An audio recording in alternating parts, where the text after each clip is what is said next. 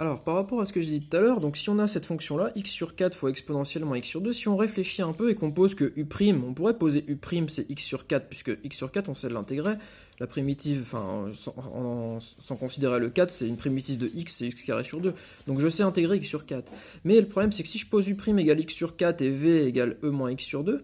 quand je vais avoir mon uv', je vais me retrouver avec quoi? Je vais me retrouver avec une primitive de x sur 4, donc un truc en x carré sur 2, donc un truc en x carré, fois la dérivée d'exponentiellement x sur 2, mais qui fera à peu de choses près exponentiellement x sur 2. Donc je vais me retrouver à partir d'une primitive qui était x sur 4 exponentiellement x sur 2 à un truc qui va ressembler à du x carré exponentiellement x sur 2. Donc il va être finalement encore plus compliqué à intégrer parce que si on ne sait pas intégrer x exponentiellement x sur 2, on saura encore moins intégrer x carré exponentiellement x sur 2. Donc là le piège, c'est de se dire que u' ça va être égal à ça et que v ça va être égal à ça. Au contraire, il faudrait plutôt prendre ça, voir ça comme un u',